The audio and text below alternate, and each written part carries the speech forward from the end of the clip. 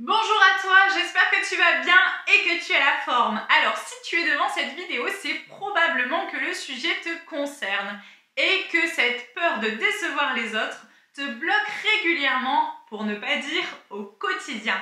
Et ça tombe bien puisque dans cette vidéo, je vais te donner toutes mes astuces, tous mes conseils pour la surmonter.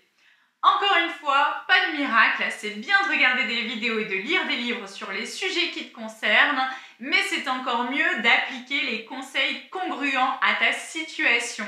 Car comme je te le répète souvent, sans action, pas de résultat. Allez, c'est parti!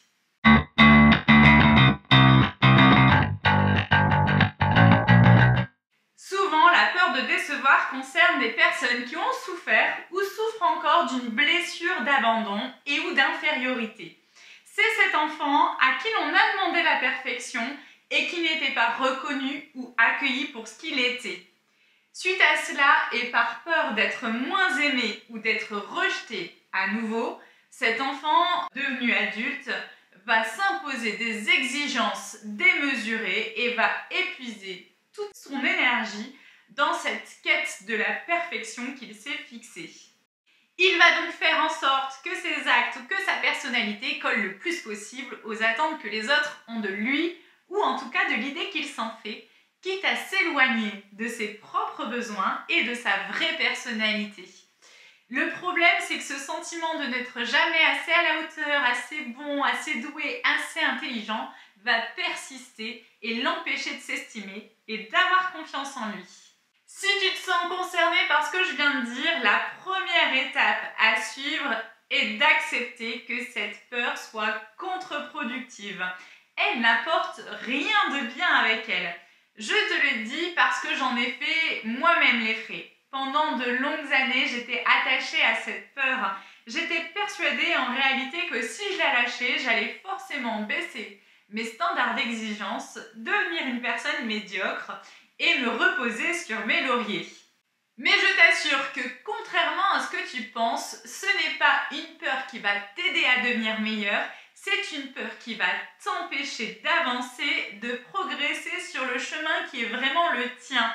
Donc à toi de jouer et de remplacer cette croyance limitante par une croyance dynamisante. Si tu ne sais pas comment faire, je t'invite vraiment à aller regarder ma vidéo sur les croyances, car celle-ci, dans ton cas, pourrait vraiment t'aider. Le deuxième conseil que je pourrais te donner pour t'aider à surmonter cette peur de décevoir les autres, c'est de vivre davantage dans l'instant présent.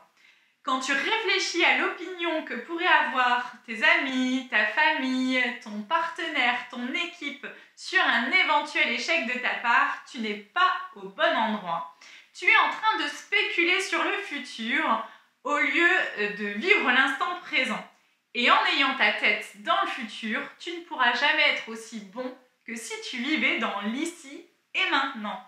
Ton premier objectif est donc de ramener ton attention sur le moment présent et de faire tout simplement de ton mieux. Pour t'aider, tu peux utiliser un mot-clé que tu vas répéter intérieurement. Donc à toi de trouver ce mot-clé, ça peut être reviens ici, sois présent, focus, etc. À chaque fois que tu sens que tu perds ton attention, à toi de te répéter ce mot pour te remettre dans l'instant présent. Le troisième conseil que je peux te donner, c'est d'apprendre à relativiser. Bien souvent, on a tendance à imaginer les pires scénarios, à dramatiser.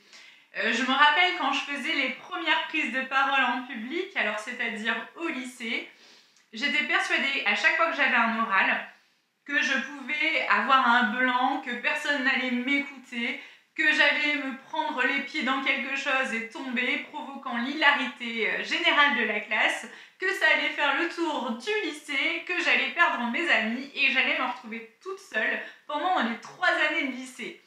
Bref, c'est à ce moment-là que je me suis rendu compte à quel point ma prof avait raison en 3e quand elle me disait que j'avais une imagination débordante. Et je suis sûre que pour imaginer les pires scénarios, tu dois avoir une sacrée imagination aussi. Donc, quand tu te mets à imaginer un scénario négatif, que ce soit dans le domaine professionnel, amical, conjugal ou sportif, n'hésite pas à prendre un peu de hauteur et à regarder les événements de l'extérieur plutôt que de te laisser submerger par tes émotions. Combien il y a de probabilités que le scénario catastrophe que tu imagines se produise? Et quand bien même, est-ce si grave que ça? Est-ce que ça vaut le coup de se mettre autant de pression sur les épaules?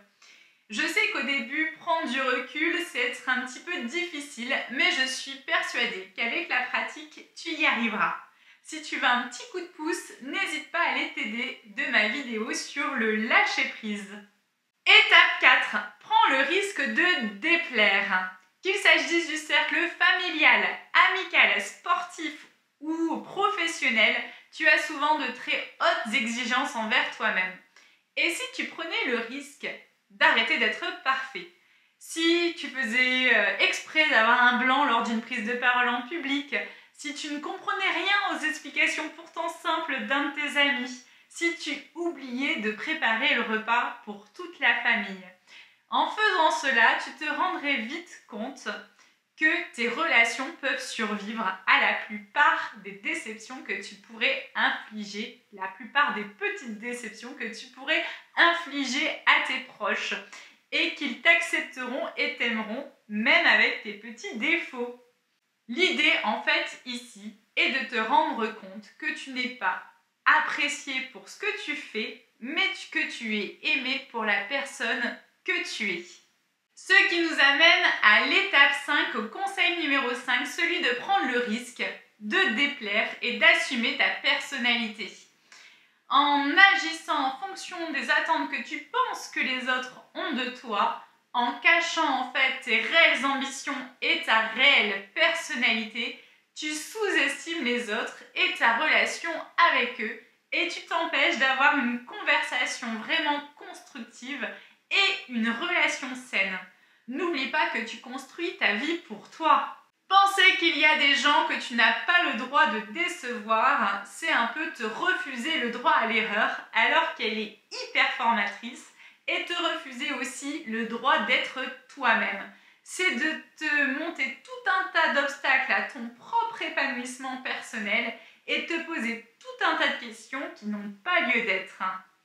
Au lieu d'agir pour plaire aux autres, décide enfin d'agir pour te plaire.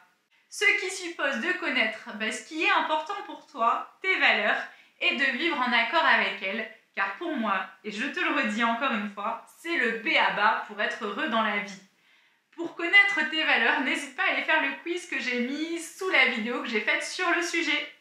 Enfin, il est temps que tu saches faire preuve un peu de bienveillance envers toi-même et d'accepter l'idée que ça va pas se faire du jour au lendemain, que cette peur ne va pas te quitter du jour au lendemain et qu'elle ne te quittera peut-être même jamais totalement. L'idée en fait ici est qu'en appliquant mes conseils, tu n'en sois plus totalement esclave et que cette peur ne dirige plus autant tes actions dans le sens de ce qu'il faudrait faire ou être pour plaire aux autres. Si cette peur se présente, eh bien écoute, n'hésite pas à t'en servir, mais cette fois-ci dans le sens de tes besoins et de tes valeurs profondes. Merci pour ton écoute, merci pour ta présence sur ma chaîne. N'hésite pas à partager un commentaire, à lâcher un petit pouce si tu as aimé cette vidéo, à la partager autour de toi, c'est très important pour aider un maximum de personnes à surmonter cette peur. Et comme d'habitude, eh bien je te dis à la prochaine!